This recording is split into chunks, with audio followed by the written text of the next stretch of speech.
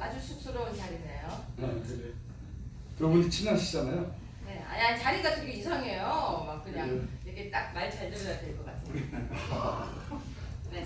너무 딱딱한가요 자리가? 아니요. 그게 아니라 뭔가가 이렇게 자연스럽게 좀 편하게 이렇게 됐으면 좋은데 이렇게 돼 있으니까 괜찮아요.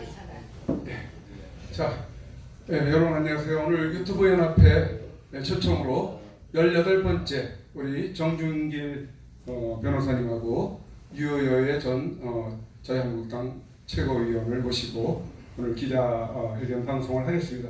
오늘 주제는 박근혜 대통령의 형 집행정지에 대한 것인데요.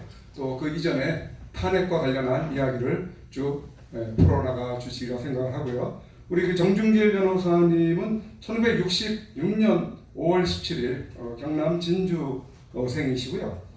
자유한국당 또 전 대변인을 또 역임을 하셨고, 그리고 여러 가지 활동을 많이 하시는데 대검 중수부의 또 검사로서 또 활동을 하셨고요. 그리고 2017년 7월 자유한국당 대변인, 그리고 현재까지는 지금 법무법인회 대표 변호사로 활동을 하고 계시고요. 그리고 또 유여회 전 최고위원께서는 1973년 8월 1일생, 굉장히 풋풋하신 그런 그 연령에 해당이 되십니다.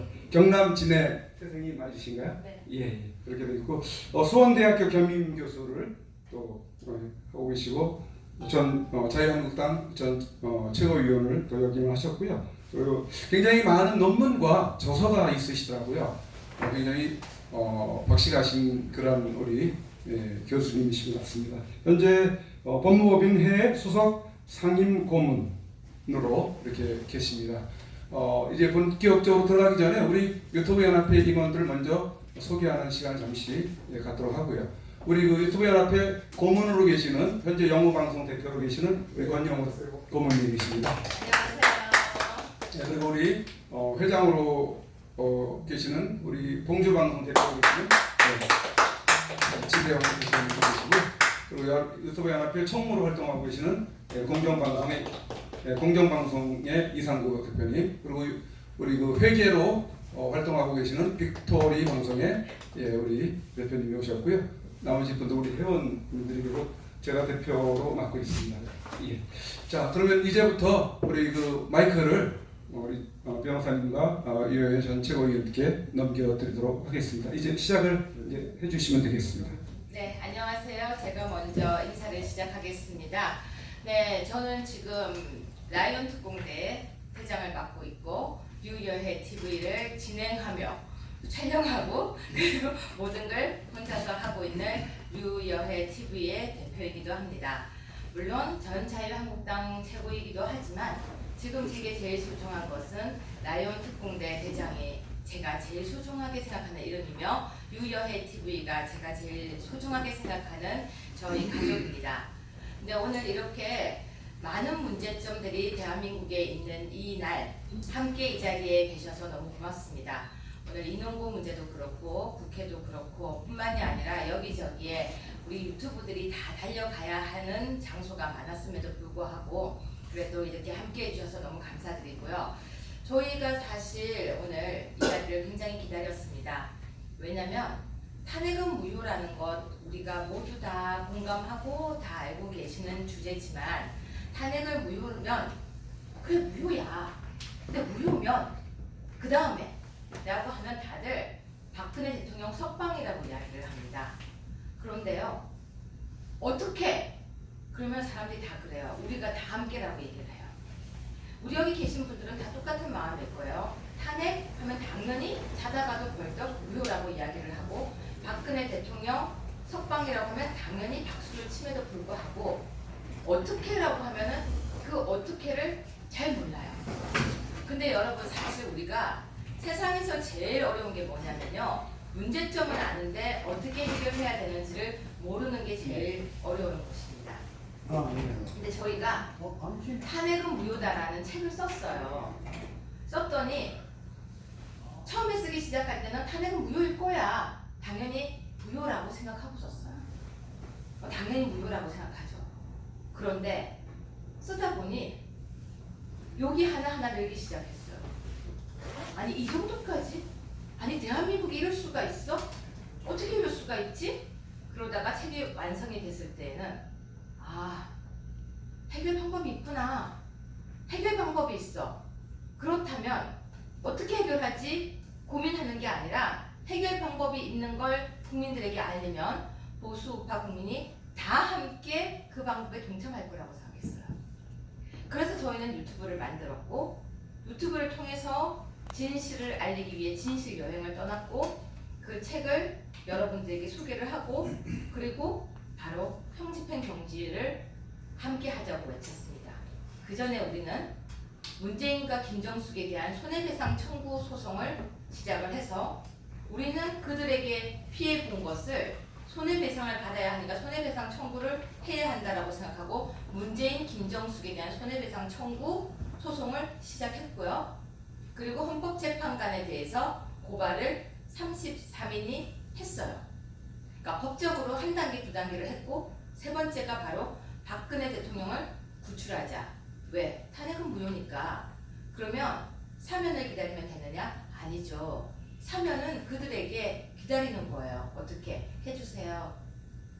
안 해주면 어떻게 해요? 해주세요. 부탁하는 거예요. 근데 우리는 그거 적성이 안 맞죠. 그래서 얘들아, 어이 문재인 정부 그리고 지금 현 검찰청 우리 박근혜 대통령 죄 없어. 그러니까 형집행 정지로 내놔. 우린 당당하게 해야겠다라고 생각하고 내놔. 형집행 정지를 시작했습니다. 저희가 지금 걸어오는 길은 오늘로써 2019년 12월 19일 오늘로써 10주차 49회 형집행 정지를 했고 오늘로써 제가 오늘 1625명을 접수 릴레이를 했습니다. 민간인이 한 숫자로는 정말 많이 릴레이를 했죠. 하루도 끊이지 않고 형집행 정지 릴레이를 했습니다. 근데 아쉽습니다. 저는 탄핵이 무효라고 생각하고 박근혜 대통령을 사랑하는 국민들이 너무 많기 때문에 당연히 형집행 정지 릴레이가 시작되면요. 저는 수천 명이 수만 명이 몰려올 거라고 생각했는데 사람들은 다른 이야기를 합니다. 너희가 안 나서도 돼. 우리 서명했어. 우리 탄원서 넣었어. 너희가 안 해도 돼. 다 윗선에서 하고 있어. 너희가 이거 하면 안 돼. 지금 보수 우파 분열되면 안 돼. 지금 선거가 이겨야 돼. 선거 이기기 위해서는 지금 황교안 중심으로 모여야 돼. 지금 정광훈 중심으로 모여야 돼. 너 이거 안 해도 돼. 박근혜 대통령은 안 나오고 싶어 하셔. 별의별 말들이 들리기 시작했습니다. 그리고 이런 말도 있었습니다. 24일에 나오셔. 며칠에 나오셔. 그때까지 우리가 가만히 있으면 나오셔. 희망 고문이죠. 그래서 저희는 우리가 방법이 있는데 그 방법을 여러분들께 잘못 알고 계시거나 아니면 오해하고 계신 분들에게 자세하게 알려드리기 위해서 오늘 이 자리에 왔고요. 정말로 우리가 왜 형집행 정지를 하고 있는지 그리고 그게 법적으로 어떤 의미가 있는지 그리고 이것이 얼마나 당당한 보수 우파의 자존심인지를 설명드리려고 합니다. 그 설명을 들어보시고 여러분 우리 하나로 뭉쳐서 박근혜 대통령을 구해야 합니다.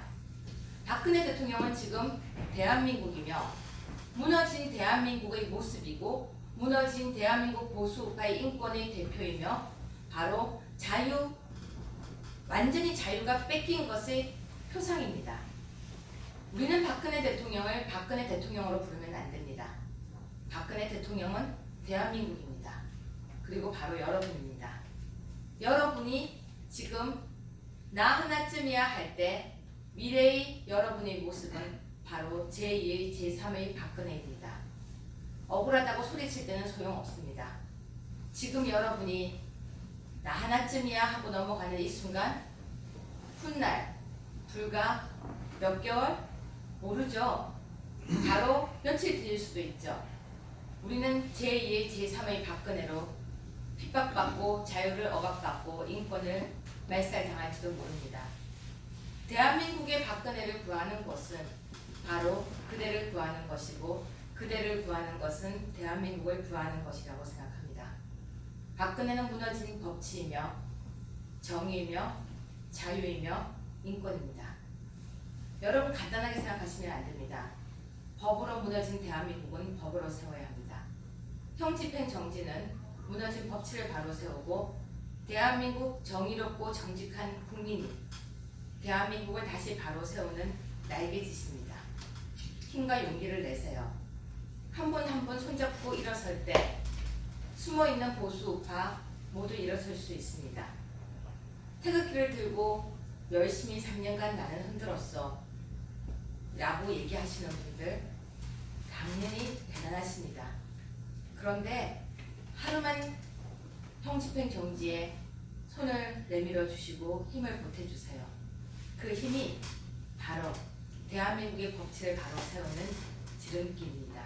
그럼 지금부터 정준길 변호사님이 어떻게 탄핵은 무효임을 확신을 하게 되었고 어떻게 형집행 정지를 이렇게 이끌게 되었는지, 그리고 여러분 저와 정준길 변호사님이 형집행 정지를 넣고 바로 그 다음 날 박근혜 대통령이 수술을 하러 나오셨어요. 우연이라고 하기에는 묘하죠? 형집행 정지는 무서운 겁니다.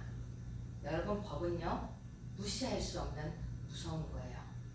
이제부터 법의 힘, 법으로 탄핵당한 대한민국을 법으로 우리가 어떻게 세우는지 여러분 이야기 한번 들어보세요. 좀 마이크를 가까이 좀 해주세요. 아 그럴까요? 잘 들리세요? 잘 안 들립니다. 이 정도 잘 됐습니까? 안 들렸나요? 조금 약했습니다. 네. 네. 방금 우리 최고가 라이언 특공대 이야기를 했는데 라이언 특공대 아십니까? 네. 알겠습니다. 시청자 여러분들 아시죠? 라이언 특공대는 세 가지 가치를 지향하고 있습니다. 첫 번째는 자유, 두 번째는 인권, 세 번째는 법치입니다. 그리고 라이언 특공대가 이 자유와 인권과 법치라는 세 가지 가치를 지금 대한민국에서 실현하기 위해서 제일 처음으로 지금 진행하고 있는 것이 바로 박근혜 대통령에 대한 석방, 구체적으로는 형집행정지입니다. 이게 무슨 말이냐?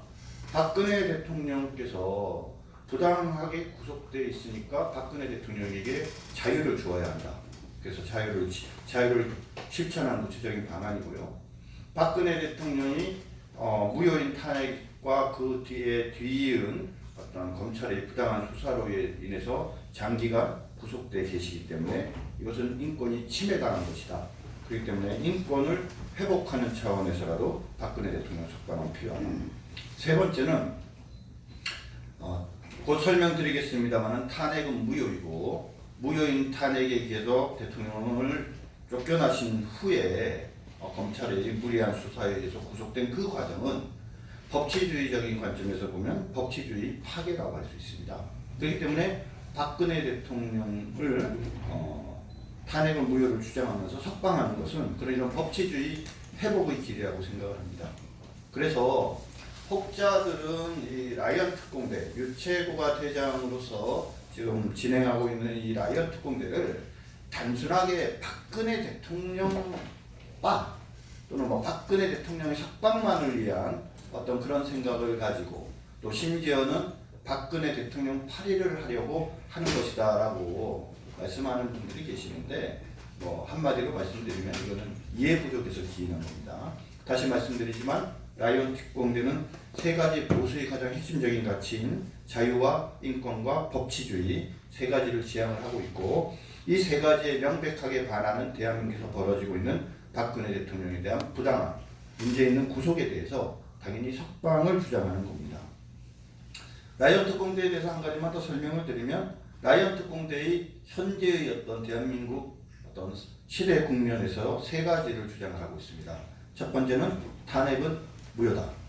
두 번째 너무나도 당연하게 박근혜 대통령 석방, 구체적인 방법으로서는 형집행정지. 세 번째는 보수우파 통합의 방안. 그래서 내년 총선에서의 승리뿐만 아니라 대한민국의 어떤 정치적 헤게모니를 보수우파 들이 되찾아오기 위해서 가장 필요한 보수우파 내부의 가장 핵심적인 것은 김무성 니는 집에 가라. 배신파와 탄핵파들이 스스로가 보수우파의 통합의 중심에 서겠다고 하는 말도 안 되는 욕심을 버리고 그들이 뒤로 물러설 때 바로 보수우파의 진정한 통합, 그리고 이를 통한 내년 총선에서의 승리가 가능하다라는 이 세 가지 모토를 주장을 하고 있습니다. 향후에 이제 질문을 받게 될 것 같은데 그것을 위해서 간단하게 탄핵이 무효인 이유를 말씀드리면, 탄핵은 탄핵 소추 과정에서도 그렇고 탄핵 재판 과정에서도 철저하게 적법 절차의 원리나 헌법재판소법을 무시한 재판이기 때문에 무효일 수밖에 없습니다.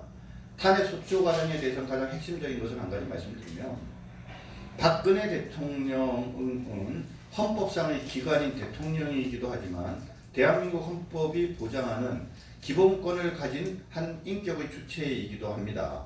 따라서 개인의 인격으로서의 기본권을 가진 박근혜라는 한 사인으로서 당연히 기본권이 존중되어져야 합니다. 그렇다면 구체적으로 탄핵 과정에서 박근혜 대통령의 어떤 기본권이 침해됐느냐? 대표적인 것은 두 가지입니다. 첫째는 공무단임권입니다. 공무단임권이라는 것은 공직을 수행할 수 있는 권리를 말하는데, 대통령이라는 직책을 더 이상 수행할 수 없게 됐기 때문에 공무단임권을 침해당했을 뿐만 아니라 헌법재판소법에 따르면 탄핵을 당한 경우에는 5년간 공직에 임명될 수가 없습니다. 그렇기 때문에 공직 임명의 제한을 명백히 받고 있습니다. 기본권 침해에 해당합니다. 두 번째는 직업의 자유를 근본적으로 침해당합니다. 직업의 자유라는 것은 본인이 원하는 어떤 직업을 선택하고 또 유지할 수 있는 그런 어떤 권리를 말합니다. 그런데 박근혜 대통령의 의사에 반해서 박근혜 대통령을 바로 대통령직에서 물러나게 한 것은 다른 관점에서 보면 명백한 직업의 자유를 침해한 것입니다. 이러한 직업의 자유와 그 다음에 공무단임권을 침해한 것이기 때문에 이런 기본권을 침해당한 어떤 박근혜 대통령은 당연히 헌법상의 원리인 적법 절차의 원칙에 따라서 원칙의 적용을 받고, 적법 절차의 원칙이 무엇이냐라고 이야기할 때 여러 가지 이야기들과 내용이 많지만 가장 핵심적인 내용은 자신이 억울함을 스스로 설명하거나 해명할 수 있는 기회를 부여받는 것입니다. 그런데 탄핵 소추 과정에서는 12월 3일 탄핵 소추가 되고 난 다음에 불과 6일 만에 탄핵 소추가 진행됐고, 그 과정에서 박근혜 대통령께서 본인의 억울함을 호소할 아무런 기회도 없었습니다. 물론 조사를 제대로 하지 않고 기타 등등 여러 가지 문제 제기를 하는 것은 있지만 그것은 어떤 측면에서는 어떤 국회의 자유권의 범주에 속한다고 볼 수 있는 여지가 있으나, 국회의 자유권을 아무리 인정할지라도 그것이 헌법의 원칙인 적법 절차의 원칙에 반하는 그런 어떤 국회의 자유권을 인정할 수 없습니다. 아이러니한 것은 바로 이러한 대통령이 사인으로서 권리가 있다라는 것은 바로 노무현이가 본인의 탄핵이 기각된 이후에 헌법재판 과정에서 헌법재판소로부터 받아낸 결정 내용에 포함이 되어 있습니다. 두 번째는 탄핵 재판 과정에서의 가장 큰 문제점은 뭐냐면, 검찰에서 수사한 공범, 특히 최서원 원장의 기록을 헌법재판소에서 재판을 시작하기 전에 미리 받아본 것입니다. 이 부분에 대해서 많은 사람들이 가볍게 생각을 하고 있는데요. 이것은 어마어마한 불법적인 행위입니다. 왜 그런지 한번 잘 설명을 들어보세요. 첫 번째, 헌법재판소법 제40조에 따르면 특별한 사정이 없는 한 헌법재판은 형사소송 규칙을 준용하게 되어 있습니다. 사실은 탄핵은 일종의 행정상의 어떤 징계와 비슷한 거거든요. 그렇기 때문에 오히려 행정소송법이 적용되는 게 맞아요. 그런데 우리 헌법은 재헌 헌법부터 지금까지 일관되게 탄핵 재판에 있어서는 형사소송 규칙을 준용하게 되어 있습니다. 그만큼 엄격하게 탄핵 소추 과정을 진행하라라는 의미이죠. 그리고 제32조 단서에 따르면은 수사기록, 수사 중인, 소추 중인 또는 재판 중인 사건의 기록은 받아볼 수 없게 되어 있습니다. 그리고 이 규정에는 명백하게 당사자의라는 이런 제한이 없고 모든입니다. 사실은 모든 수사, 재판 그리고 소추 기록을 받아볼 수 없게 되어 있습니다. 자, 왜 헌법재판소에 이러한 규정이 들어갔을까요? 그리고 이 규정은 요번에 신설된 게 아니라 처음부터 있었던 규정이에요. 그 이유에 대해서 헌법재판소에서 발간한 책에 이렇게 적혀 있어요. 수사 기록이나 재판 기록 등을 헌법재판소에서 받아다가 그것을 근거로 탄핵 재판을 하게 되면 결국은 그것을 수사한 검찰의 의도에 따라서 결과가 날 수밖에 없다. 무슨 말이냐면 검찰에서의 수사 기록의 내용이 유죄가 인정되는 내용으로 수사 기록이 되어져 있으면 탄핵은 인정될 수밖에 없는 거예요. 그리고 거꾸로 그 기록상 죄가 인정되지 않는 거로 돼 있으면 헌법재판소 재판관이 제 아무리 먼 짓을 해봐도 결국 그것은 탄핵 소추 사유가 될 수 없는 것입니다. 바로 그러한 역량이 있기 때문에 헌법재판소에서는 수사기관의 의도에 따라서 탄핵의 결과가 결정되지 않게 하기 위해서 그 기록을 받아볼 수 없게끔 규정하고 있는 겁니다. 매우 중요한 것이죠. 이런 질문을 드리고 싶어요. 지금 당시에 잘 알고 계시지만 헌법재판소에서는 재판관이 중간에 2명이 그만둔다는 이유 등을 내세워갖고 무조건 이정미가 그만두기 전에 3월 13일 이전에 헌법재판 탄핵 재판을 선고를 하겠다라고 나섰죠. 매우 부적절한 행동인데 자 그것 자체를 문제 삼으려고 하는 것이 아니라 자 제가 예를 한번 들어볼게요. 검찰에서 최서원의 공범이라고 인정된 또는 정호성의 수사 기록을 만약에 헌법재판소에서 받지 않은 상태에서 헌법재판이 진행됐다고 칩시다. 그렇다면은 과연 2017년 3월 10일까지 92일 만에 탄핵 재판이 선고될 수 있었을까요? 무슨 말인지 이해하시죠? 그죠? 수사 기록이 없는 상태에서 헌법재판소의 재판 과정에서 현출된 증거만으로 더군다나 지금 검찰 역할을 하는 국회에서 낸 증거라고는 뭐예요?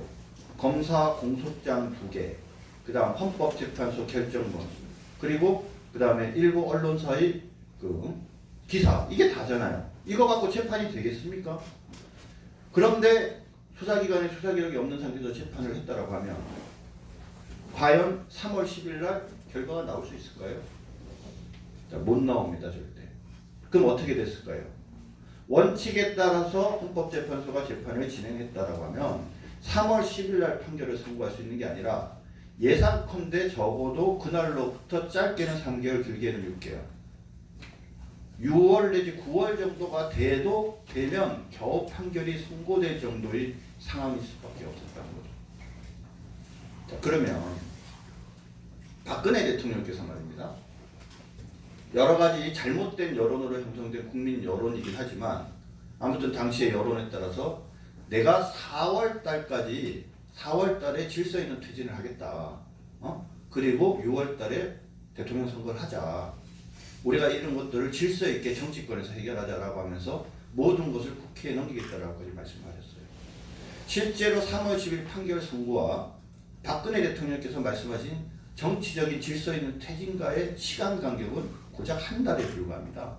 근데 그 한 달을 앞당기려고 대통령을 굳이 탄핵까지 해가지고 그래가지고 또 불법적으로 이 수사 기록을 받아가지고 그 한 달을 빨리 하려고 하는 그 행동들이 용납될 수 없는 거죠. 그리고 방금 말씀드린 것처럼 원칙대로 그 기록을 받지 않았다면 절대 3월 10일 날 판결 선고할 수 없었다. 자, 그럼에도 불구하고 3월 10일 날 선고했다 그러면 어떻게 될까? 3월 10일 날 선고했으면 그때까지 조사된 증거만을 가지고는 박근혜 대통령에 대한 탄핵을 결정할 수 없죠. 증거 부족으로 기각할 수밖에 없는 거죠. 뒤집어서 얘기하면 뭐냐? 헌법재판소에서는 3월 10일 날 판결 선고를 이미 결정하고 사실상 탄핵을 하겠다는 목적의식을 가지고 그래갖고 불법인지 뻔히 알면서도 재판이 헌법 재판이 진행되기도 전인 준비 절차 과정에서 그 방금 말씀드린 최소원의 수사 기록 일체를 받아서 그래서 그것을 이미 봤어요. 아까 말씀드렸죠. 유죄와 공범으로 되어져 있는 그 기록을 헌법재판소 재판관이 보면 탄핵이 인정되는 거 아니에요? 국회에서 소추한 내용 가운데에서 모든 것이 다 기각됐죠. 뭐만 탄핵 사유로 인정됐어요? 검찰에서 공범이라고 인정한 부분, 수사 기록으로서 그 증거가 인정된 부분에 대해서만 탄핵 사유가 인정된다라고 했어요. 자, 다시 말씀드립니다. 그 수사 기록이 없었다면 어떻게 될까요? 나중에 아시겠지만 더군다나 세 가지 중에 공무상 비밀 누설 부분과 직권남용 그 다음에 K스포츠재단과 미르재단 관련한 강요죄 세 가지인데 어느 죄가 제일 무거운 죄예요? 강요죄죠. 근데 강요죄 나중에 무죄 났죠? 죄도 안 되는 거를 기소했다. 기소했다라고 무죄 났지 않습니까? 그런 상황들까지 고려해서 보면 검찰의 수사 기록이 가지 않았다라고 하면 결코 박근혜 대통령에 대해서는 3월 10일 날 탄핵 결정을 할 수 없었다. 자, 그러면 이것만이 문제냐? 아까 40조에 따라서 형사소송 규칙을 준용한다고 했죠. 형사소송 규칙을 준용한다라는 것을 간단히 말씀드리면 민사재판과 형사재판과 비교해 볼 때 다른 것은 형사재판에 따른다 이렇게 보면 돼요. 뭡니까? 자, 기소를 할 때 반드시 증거조사를 하게 돼 있어요. 민사에서는 증거조사 이런 거 별로 없거든요. 근데 형사는 자, 죄를 인정합니까? 인정하지 않습니까? 먼저 물어봅니다. 그 다음 두 번째, 죄를 인정하지 않는다고 하면은 그러면 현재 현출된 증거에 대해서 동의합니까? 동의하지 않습니까? 이렇게 물어봐요. 그래서 증거를 동의하지 않는다. 예를 들자면 어떤 분이 검찰에 안종범이가 진술을 했어요. 근데 안종범이의 피신조서나 진술조서를 증거를 동의하지 않는다라고 하면 안종범을 먼저 불러다가 헌법재판소에서 신문을 한 다음에 신문이 끝난 다음에 안종범의 그 조서가 헌법재판소에 제시되어져야 해요. 그것이 증거조사의 원칙에 맞는 거거든요. 이해하셨습니까? 네. 예. 이해하셨죠? 자, 잘 보세요. 재판이 시작되지도 않은 준비 기간에 검찰로부터 기록을 받아가지고 안종범의 피신조서, 진술조서를 이미 다 봤어요. 그러고 나서 증거조사를 한다는 게 말이 됩니까? 아까도 말씀드렸죠. 증거조사를 해서 인정을 하지 않으면 먼저 조사를 한 다음에 비로소 그 조서를 헌법재판소가 받아야 되는데 증거조사를 하기도 전에 된 거죠. 자, 그래서 아까도 말씀드렸지만 미리 기록을 보니까 어떻게 됩니까? 미리 보니까 무죄 추정의 원칙 아닙니까? 무죄 추정의 원칙이 적용되면 박근혜 대통령한테는 입증이 되지 않는 이상 박근혜 대통령의 탄핵 소추 사유는 없다, 인정되지 않는다고 추정하면서 시작하는 게 맞는 거예요. 그런데 아까 뭐라고 말씀드렸어요? 이미 공범이고 유죄가 인정된다고 되어 있는 그 자료를 헌법재판관들이 불법적으로 이미 다 본 상황에서 이미 머릿속에는 유죄 심증이 오히려 되어 있어서 유죄 추정이 되어져 있는데 그러면 거기서 변호사들이 할 수 있는 일은 뭐예요? 오히려 변호사가 검사가 원래 유죄를 입증해야 되는데 이 재판은 거꾸로 박근혜 대통령의 탄핵 사유가 존재하지 않는다는 것을 변호사가 인정해야 하는 말도 안 되는 상황이 벌어진 거예요. 얼마나 엉터리 같은 재판이 진행되는지 이해하시겠죠? 네, 맞습니다. 자, 절차에 관해서만 문제가 아니라요. 탄핵 사유도 보통 문제가 아니에요. 자, 박근혜 대통령의 탄핵에 대해서 헌법재판소 재판관들이 뭐라고 얘기를 했냐? 첫 번째, 공익 실현 의무를 위반했기 때문에 탄핵 사유가 인정된다. 첫 번째 이렇게 얘기를 했어요. 그다음 두 번째는 뭐냐면 박 대통령께서 진정한 사과를 하지 않고 대국민 약속도 위반했고 그 다음에 청와대 압수수색도 거부하고 했기 때문에 법 준수 의지가 미흡하다. 이래가지고 그래서 사유가 중대하다 그래서 탄핵을 인용했어요. 탄핵 재판에서는 첫 번째 탄핵 사유가 인정돼야 되고 두 번째는 그 사유가 중대하기 때문에 대통령직에서 쫓아낼 수밖에 없다라는 두 가지 엔도 요건이 갖추어져야 돼요. 자, 첫 번째 공익실현 의무라는 게 있는데요. 여기서 자세한 얘기 다 말씀드리기 어려운데 결론만 말씀드릴게요. 헌법 어디를 살펴봐도 공익실현 의무라는 것은 없습니다. 그리고 헌법 재판 과정에서 거의 한 번도 공익실현 의무가 쟁점이 돼서 공익실현 의무 위반에 해당하는지 여부에 대한 얘기들이 오간 적도 없어요, 제대로. 근데 갑자기 뜬금없이 결정문에 공익실현 의무 얘기가 나왔어요. 말도 안 되는 얘기고. 두 번째는 뭐냐면 이 공익실현 의무라는 내용을 잘 읽어보면요. 어디서 오냐면 공무원으로서 국민의 대표자로서의 의무에서 시작을 해요. 자, 결론만 간단히 말씀드리겠습니다. 국민의 대표자로서의 국민의 의무는요, 법적 의무가 아니고 정치적 의무예요, 첫 번째. 그 다음 두 번째는 뭐냐면, 이 공익실현 의무라는 것은 직무를 성실하게 수행할 의무라는 게 헌법전에 나와요. 직무를 성실하게 그럼 수행하지 못하는 경우에 이게 탄핵 사유가 되느냐? 결론적으로 얘기하면 그건 안 됩니다. 무능함은 대한민국 헌법에서 절대 탄핵 사유가 될 수 없어요. 왜? 탄핵 사유는 세계적으로 볼 때 두 가지 방법이 있는데 하나는 법률적 탄핵 제도가 있고 하나는 정치적 탄핵 제도가 있습니다. 그러니까 대표적으로 영국 같은 경우에는 정치적 탄핵 제도를 택하기 때문에 무능력하면 탄핵할 수 있어요. 하지만 대통령제를 채택하고 있는 대한민국은 법률적 탄핵 제도를 채택하고 있기 때문에 무능력하다고 할지라도 절대 탄핵을 그 이유로 탄핵을 할 수 없습니다. 바로 직무를 그렇기 때문에 성실하게 수행하지 못했다고 할지라도 그걸 갖고 탄핵 사유로 삼을 수 없어요. 근데 그 직무를 성실하게 수행하지 못한 의무 위반이 바로 공익실현 의무 위반과 동일한 것입니다.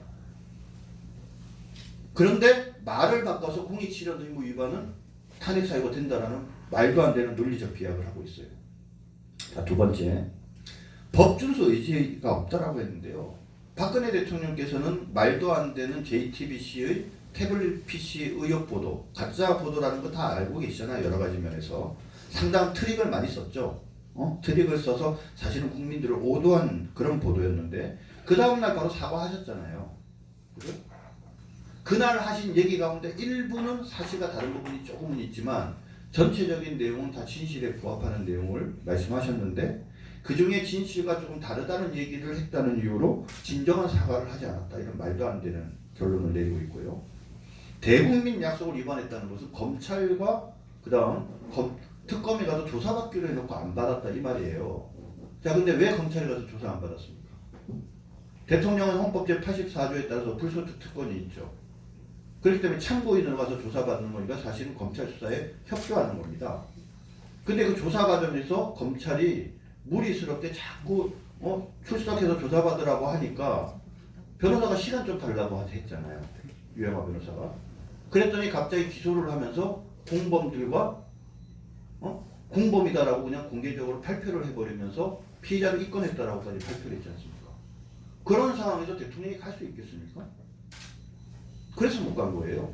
두 번째, 특검 같은 경우에는 가서 조사받기로 이미 얘기가 됐습니다.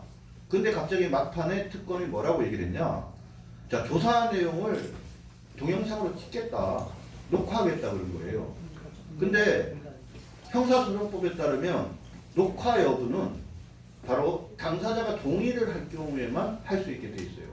근데 대통령께서 난 뭐 싫다, 동의 못 하겠다 이런 거예요. 그럼 그 권리지 않습니까? 조국이 하는 거에 비하면 정말 법에 명시된 권리를 주장하는 건데, 그런데 그것 때문에 결국은 끝까지 특검이 그래도 동영상 촬영하겠다고 하는 바람에 무산된 거거든요. 그게 대통령 잘못입니까? 근데 왜 이것이 대국민 약속 위반입니까? 마지막으로 청와대 압수수색 문제는 최근에 문재인 치하에서도 청와대 압수수색하는 거 보셨죠? 검찰이 직접 들어가서 압수수색하던가요? 동부지방검찰청에서 이번에 유재수 감찰 비리 무마 의혹 관계에서 압수수색했을 때요. 검찰이 직접 들어가서 안 해요. 왜? 형사소송법에 청와대는 군사적 비밀 관련된 그런 장소이기 때문에 원칙적으로 압수수색을 못하게, 집행을 못하게 돼 있습니다. 그래서 지금까지 노무현 정부부터 지금까지 다 어떻게 해왔냐면 검사가 법원에서 발부한 압수수색 영장을 들고 가면 거기서 받아서 본인들이 필요한 자료를 빼가지고 이미 제출 형식으로 지금까지 해왔어요. 박근혜 대통령 당시에도 그런 방식으로 실제로 했습니다. 근데 딱 한 번 특검이 못한 이유는 뭐냐면 특검 진해가 들어가서 직접 하겠다는 거예요. 야, 그건 안 된다. 지금까지 우리가 관행적으로 그렇게 왔고 법에도 그런 규정이 있기 때문에 너네 그렇게 무리하지 마라. 너네가 그렇게 금태 두는 것도 아니고 너네 월권하지 마라. 이거 갖고 시시비비 하다가 박영수 아시키는 우리 아내하고 진해가 가버린 거잖아요. 근데 이게 왜 압수수색 거부가 문제되는 거죠? 자, 그래서 박근혜 대통령의 탄핵 사유는 공익실현 의무라는 것은 헌법에 존재하지도 않고 그것을 위반했다고 탄핵 사유라고 할 수 없을 뿐만 아니라 그 외에 법준수 의지가 없다라고 지적하고 있는 모든 사유들이 사실상 사실관계에도 부합하지 않습니다. 결론은 뭡니까? 중대하다고도 탄핵 사유도 인정되지 않고 사안이 중대하다고도 볼 수 없는 거죠. 그렇기 때문에 탄핵은 기각되는 것이 마땅하죠. 여기에 계신 분들 가운데 저와 유채고가 함께 쓴 공조에 쓴 책을 읽어보신 분이 있는지 모르겠는데 거기서 유채고랑 제가 자 박근혜 대통령께 적용한 바로 그 판단의 잣대를 가지고 노무현에 대해서 판단을 해봤어요. 여기서 자세한 말씀은 안 드릴게요. 본류는 아니기 때문에. 결론은 뭐냐? 노무현은 뭐냐면 대통령으로서 헌법과 법률을 준수하고 수호할 의무가 있는데 그걸 정면으로 위배했을 뿐만 아니라 심지어는 뭐냐면 국회의 법을 구시대의 적폐라고까지 얘기를 하면서 아주 적대적인 의사까지 보였고요. 그 다음에 중앙선관위가 나서서 그렇게 하면 중립성 문제가 생기니까는 자제해 주세요라고 간곡하게 얘기하는데도 의도적으로 기자회견까지 하면서 여러 차례에 걸쳐서 반복적으로 위법적인 행위들을 하는 등 법을 위반하려는 의사를 너무나도 명백하게 보입니다. 그렇다면 법준수 의지가 미흡한 수준이 아니라 법준수 의지가 없고 더 나아가서는 법 적대적 의사까지 가졌던 사람 아닙니까? 그렇죠? 그렇다면 노무현이 오히려 마땅히 탄핵되었어야 한다라는 내용으로 정리가 되어 있습니다. 그리고 결정문도 적어놨어요. 꼭 한번 읽어봐 주세요. 자 그러면 왜 이 시점에서 뒤늦게 자꾸 탄핵무효 외치느냐? 지금 이 시점에서 탄핵무효를 외치는 것은 오히려 보수파 통합에도 저해되고 그리고 더 나아가서 오히려 문재인을 도와주는 거 아니냐? 이렇게 이야기하는 사람들이 있어요. 어떻게 동의하십니까? 안 합니다. 네. 자, 문재인 끌어내야죠. 예, 동의하십니까? 맞아요. 예, 그러네야죠. 문재인을 끌어내려면 보수파가 통합돼야죠. 그렇죠? 맞습니다. 자, 보수파가 근데 통합을 하려고 하는데 말입니다. 보수파의 분열과 탄핵에 책임이 있는 자들이 자신들이 주도해서 자신들이 중심이 돼서 통합을 하겠다고 하면 통합이 되겠어요? 안 되겠어요? 안 됩니다. 안 됩니다. 지금 저들의 프레임과 유채구나 제가 말하는 프레임의 차이점이 바로 여기에요. 걔네들은 통합을 해야 되는데 탄핵 얘기를 하면은 분열이 되니까 오히려 탄핵을 얘기하는 사람이 문재인을 도와주는 거라고 그러는데요. 그건 말도 안 되는 논리예요. 다시 말씀드릴게요. 보수우파 통합은 다 원해요. 누가 보수우파의 중심에 서는가가 매우 중요한 문제예요. 설만한 사람이 서가지고 보수우파 통합을 얘기하면은 그쪽으로 사람이 모입니다. 근데 왜 안 모여요? 바로 탄핵 배신파들과 분열파들이 자신들이 헤게모니를 쥐고 중심을 쥐면서 보수파 통합하자 이렇게 얘기하니까 안 되는 거 아니에요? 그렇습니다. 그렇죠? 그 얘기 조금만 더 할게요. 지금 그들의 프레임에, 그러니까 김무성의 프레임에 말려갖고 우리 대다수의 애국 국민들과 보수파 국민들이 쏟고 있는 게 하나 있어요. 잘 보세요. 제가 질문하는 거 한번 대답해 보세요. 탄핵이 박근혜 대통령이 억울하게 탄핵이 됐을 때 보수파가 분열됐습니까? 다시 질문할게요. 박근혜 대통령이 억울하게 탄핵됐을 때 보수파가 분열됐어요? 안 됐습니다. 갈등은 있었죠. 갈등은 전부터 있었고 탄핵을 매개로 해서 상당히